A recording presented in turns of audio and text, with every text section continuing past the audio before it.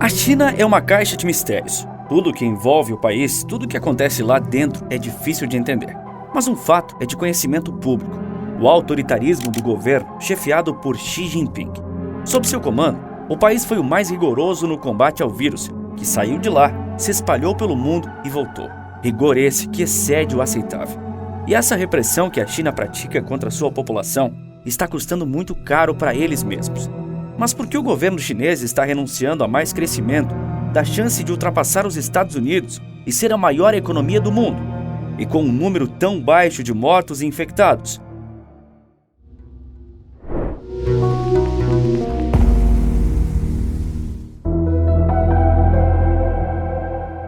Notícias como essa, falando de uma doença misteriosa, surgiu primeiro na China e assustaram o mundo.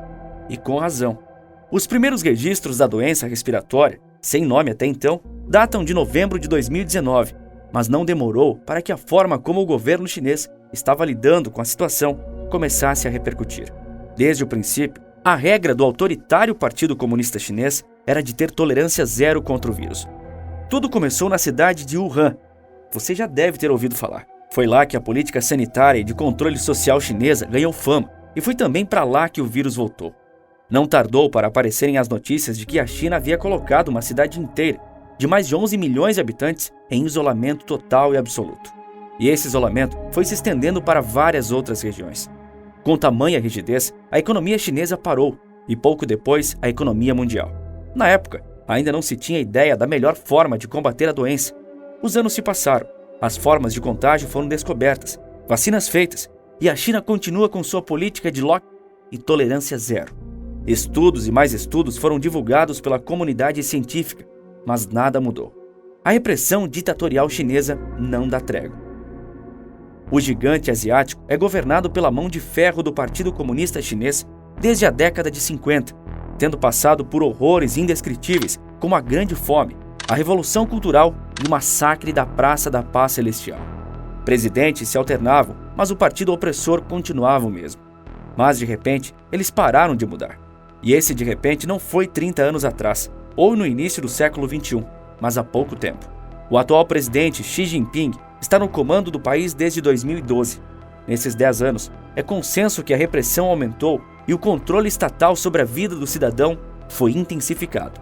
Xi Jinping, por ser uma figura carismática e representar o anti-americanismo da maior parte da população, também ganhou muita popularidade. Com isso, mais e mais poder. E esse poder é refletido na duração de seu mandato. Na década de 80, o Partido Único do gigante asiático determinou que cada presidente poderia ser eleito pelo Congresso do Partido Comunista para um mandato de 5 anos com possibilidade de reeleição. Uma observação. Apesar de eu falar em eleição, tenha em mente que nós não estamos falando de um país democrático. Não há o menor resquício de democracia por lá. E até o final do vídeo garanto que você vai entender 100% do que estou falando. A eleição é restrita a políticos do alto escalão do Partido Comunista. A população não opina, nem existe oposição. Enfim, passar mais de 10 anos com o mesmo presidente não era permitido, até Xi Jinping assumir o poder. Em 2018, ele derrubou essa lei e passou a ser permitido que os presidentes tivessem mandatos consecutivos ilimitados, assim como fizeram Hugo Chávez na Venezuela, Kim Jong-un na Coreia do Norte, Daniel Ortega na Nicarágua, dentre vários outros ditadores. Com isso, Xi Jinping deu um grande passo no sentido de ser o presidente mais poderoso da história da China, desde Mao Tse-tung. Mas vamos dar uma olhada nos protocolos de combate ao Covid, porque eles explicam bastante a política na China atualmente. A estratégia de tolerância zero estabelece o confinamento de bairros ou cidades inteiras após a detecção de 1 ou 2 casos de Covid. É um isolamento de semanas, obrigatório para todos aqueles que vivem na micro-região de quem testa positivo para a doença, mesmo que a pessoa esteja sem sintomas. O país asiático também adotou práticas que não encontram embasamento científico e que foram apenas soluções paliativas lá em meados de 2020. Entre elas, o ato de enviar equipes sanitaristas para desinfectar ruas e estradas, além de uma excessiva preocupação com as superfícies dos objetos e animais, tanto domésticos quanto os dos zoológicos. E fazia essas coisas ultrapassadas, que já haviam sido comprovadamente consideradas ineficientes, enquanto obrigava milhões a ficarem trancafiados em um ambiente fechado, com maior facilidade de propagação, tudo por conta de uma pessoa contaminada a alguns quilômetros de distância. Aliás, a China sempre se gabou por ter um baixo número de casos, por mais que seus dados sejam de difícil verificação. Você pode pensar que essa política autoritária possui qualquer respaldo científico, mas na realidade não. A própria OMS, a Organização Mundial de Saúde, criticou o modelo de combate chinês ao coronavírus. E não foi uma reclamação, mas sim uma crítica muito bem feita a uma política que a organização considera injustificável e opressora. Daqui a pouco, você verá por que essa política não se justifica. Aguenta aí. Em abril deste ano, a cidade de Xangai, um centro financeiro de enorme importância para o mundo, ficou sob isolamento total para conter um novo surto. Era para durar menos de uma semana, mas seus 25 milhões de moradores ficaram em casa por 2 meses. E em Xangai está o maior porto do mundo, que conta com uma capacidade de movimentação de cargas da ordem de 744 milhões de toneladas. Além disso, grandes montadoras, incluindo a Tesla e a Volkswagen, foram forçadas a suspender a produção temporariamente, enquanto fabricantes de eletrônicos, como a Apple, também relataram graves interrupções na cadeia de suprimentos em todo o país. E a economia sentiu. Em junho, o Banco Mundial reduziu consideravelmente a previsão de crescimento da China de 5,1% para 4,3%, e advertiu na época que a estratégia de Covid poderia desacelerar ainda mais a recuperação. É importante lembrar que estamos falando de um país que se acostumou a ver sua economia crescer ano após ano, na casa dos 6, 7%. E não para por aí. A inflação chinesa ficou em 2,8% agora em setembro, o maior nível para esse mês nos últimos 2 anos. A esses isolamentos intermináveis se juntaram as crises imobiliária e bancária da China. As ações dos bancos privados chineses recuaram drasticamente este ano na medida em que a crise do setor imobiliário afetou as instituições financeiras. Listadas em Xangai, as ações do China Merchants Bank e do Ping An Bank, 2 dos maiores e mais proeminentes credores privados chineses, caíram 32% e 25% de janeiro a julho deste ano. Isso representou uma perda de 68 bilhões de dólares do valor de mercado combinado das duas empresas. Em julho, foram revelados casos de clientes chineses enfrentando problemas com bancos nacionais, impedidos de sacarem o próprio dinheiro porque as agências estavam fechadas por causa dos bloqueios sanitários. Não bastasse a agonia psicológica de passar semanas impedidos de sair de casa, os chineses ainda têm que conviver com a possibilidade de não conseguirem se sustentar. E para que isso tudo? Bem, acompanhe comigo. A última pesquisa da Reuters previu que o crescimento econômico da China desaceleraria dos 5,5% que o governo previu para 3,2% nesse ano, já que tudo está parado.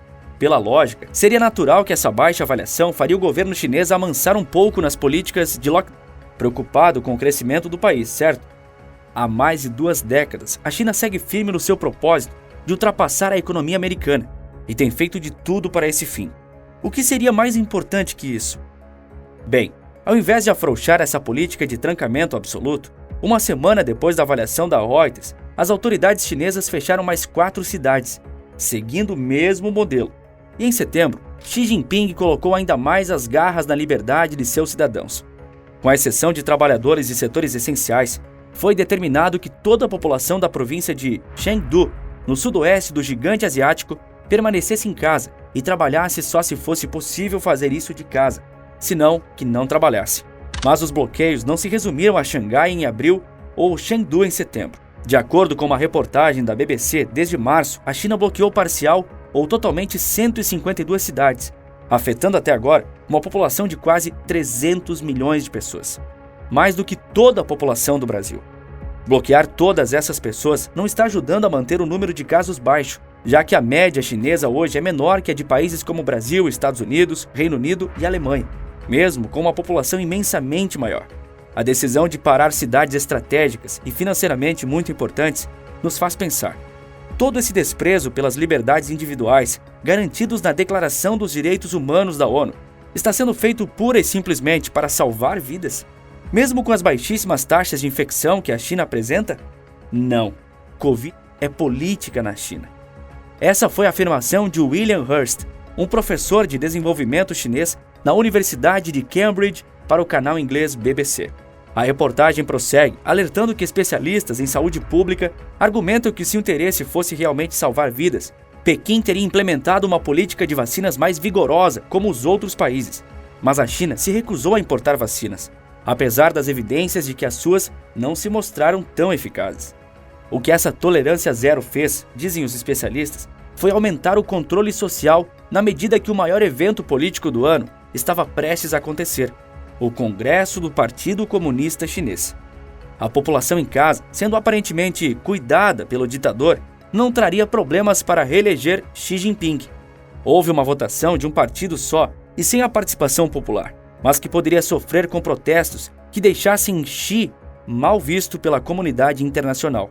E foi fielmente assim. Xi Jinping, sem ninguém para impedi-lo com os chineses trancados em casa, foi reeleito por seus colegas para governar a China por mais 5 anos. Há também quem diga que a China sabe algo sobre esse vírus ou sobre as vacinas criadas pelo Ocidente, que o resto do mundo não sabe.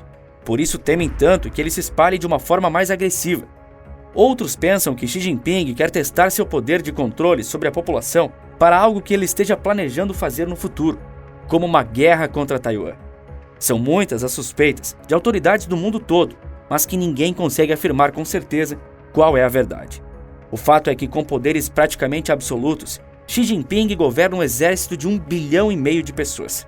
E quem irá contrariá-lo? Esperava-se que algum rival do partido durante a convenção, mas isso não aconteceu. E ele parece bem disposto a governar o país com mãos de ferro por muito tempo, se possível for. Curiosamente ou não, os dados econômicos da China do último trimestre só foram divulgados após o fim do Congresso do partido.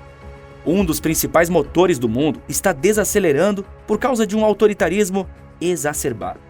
Se esse autoritarismo serve simplesmente para salvar vidas, a conclusão eu deixo para você. E se você tem a curiosidade de saber quem sou eu, que está por trás do canal e como eu fiz isso virar um negócio altamente lucrativo e seguro, sem precisar aparecer, usando um computador e um pouco do meu tempo, eu acabei de liberar uma aula 100% grátis ensinando passo a passo de como qualquer pessoa pode fazer o mesmo, sem precisar largar o emprego atual ou ter algum conhecimento especial. Assista clicando no primeiro link da descrição. Você sabia que milhares de americanos estão deixando os Estados Unidos? Nesse vídeo que está aparecendo agora na sua tela, eu te conto o porquê disso. Por esse vídeo é isso, um forte abraço e bons negócios!